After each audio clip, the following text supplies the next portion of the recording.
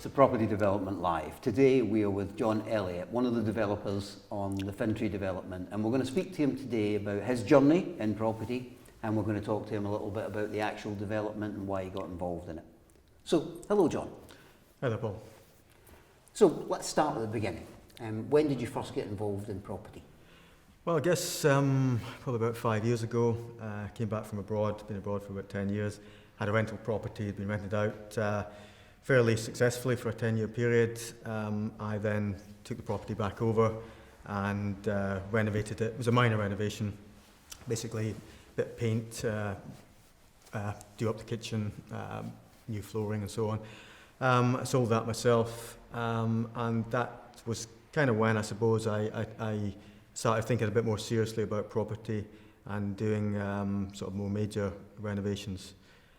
So after that, I did basically a top floor conversion, tenement conversion in Edinburgh, and did that reasonably successfully. There was quite a few teething problems, and then I went on to another one, basically the same thing. And after that, slightly larger project again, developing a bungalow, a basement conversion, and an extension on the rear. And that's kind of when perhaps I bit off a little bit more than I could chew, and I started to realise that I wasn't as good at property development as perhaps I thought I was. And that's sort of when I started to look around for, to see what other people were doing. Prior to that, I suppose I've been trying to do it all myself, and started networking a little bit more and started reaching out to see what other people were up to. And to see if there was anything I could learn from them to basically change my approach. So that was the point where I realised I kind of needed some help, some guidance, because I'd gotten a little bit too deep. Costs had escalated, and things had basically got more complex than I was able to sort of deal with on my own. Yeah. And this is your first new development. This is the first time you've built a house. Exactly. Yep. And this is going to be a new build. Yes. Yep. Right. We're going to be doing the site preparation as well as the building the properties. I'm looking forward to it. It's a totally different. It feels like a totally different endeavour to renovations. I love the fact that we just received the detailed plans last week, and that's a stage I love. I just looking at the detail of it and trying to figure out how that is going to be transferred into the reality of bricks and mortar, and that is very different to a renovation where you've got a lot of problems you're trying to deal with from the start, particularly with an old property. So I like the idea of a clean sheet of paper. And able to design something with less limitations than you would have with the renovation. And why this particular development? Well, I spent quite a lot of time talking to yourself, and I think that was a big part of it. I recognised that you're significantly ahead of myself in terms of your involvement in development. And I realised, as I was hinting at earlier, that I was a little bit out of my depth, and I needed guidance, coaching. It was really that's kind of been one of the learnings for me. The amount of detail that's involved in doing something like this. A lot of details that I perhaps I was blissfully unaware of before. Essentially, I think it was those conversations with yourself, and also the development as well, and the idea of having a small scale development and being part of that. As Sonny had mentioned, it's an opportunity to get to know and understand how it operates on a slightly larger scale than, for example, if I was doing a single build myself. And the location? It's a gorgeous location. It's some stunning views as you come down into that valley, and it's the top of a reservoir. Very appealing location. for myself, and I'm sure for people who will eventually be lucky enough to live in that development. It's a very much a countryside location. So yeah, very desirable place to do a development and to live. Okay, and do you mind me asking you about your funding on this development, how you funded it? Yep. So as I was saying earlier, I've worked abroad for many years and I managed to sort of build up a cash pot. So I'm basically self-funding the development. Yeah. And in terms of return, what are you hoping for? What sort of returns are you hoping to make? So 80 to 90,000 for the property. Yeah. Okay. And timescales? 9 months would be good, but as long as it's finished by the end of the year and sold for Christmas. That would be fantastic. Yeah.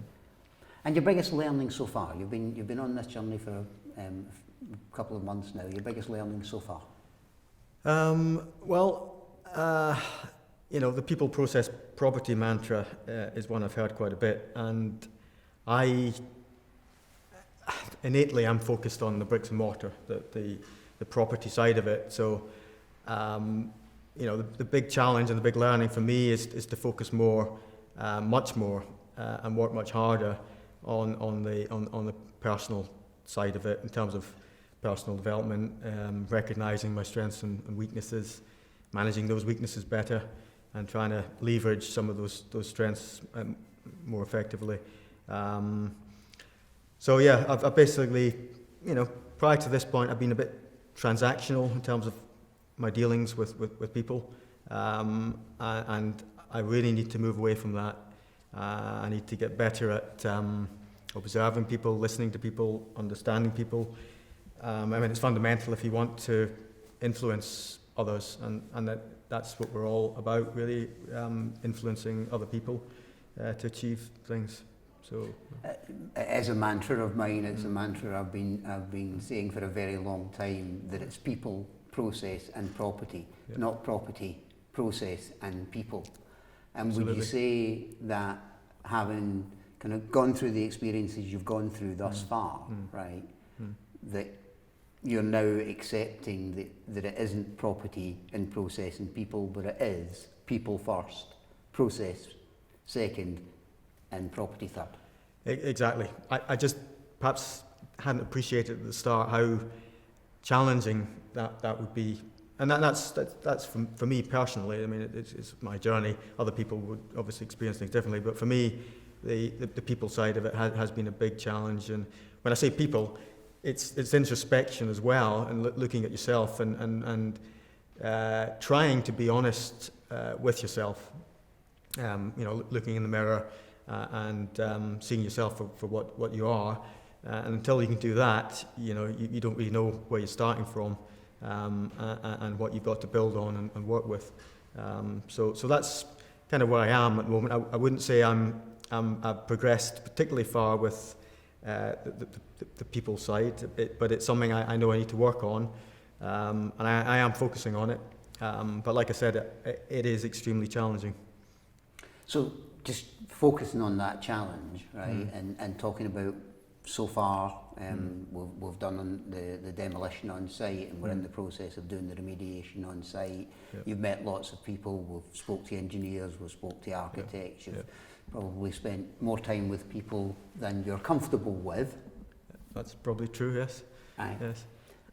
So what has been your biggest learning, your biggest takeaway, your biggest kind of high on this journey so far, and what's been the lowest low? Oh, right. I'm a typical Scotsman, so the glass is always half empty. So the low, I suppose, is when it kind of started to dawn on me how much I need to work on myself if I'm going to be successful. So at one point it seemed like there wasn't anything that I didn't have to work on. In terms of myself and some of the weaknesses I need to, as I said earlier, to manage better. So that was definitely a bit of a low. The highs, well, I guess getting the sheds down was it was a relief, I must admit, because that was a huge part of the demolition. These, at least from my perspective, these are big industrial sheds, huge steel structures, and I was personally very pleased. We got it all down safely, and it's all been taken away now to the site in Glasgow. So that was a major achievement, I think, for all of us, and probably one of the biggest stages in the demolition process. So yeah, I'd say that was probably the high. Yeah.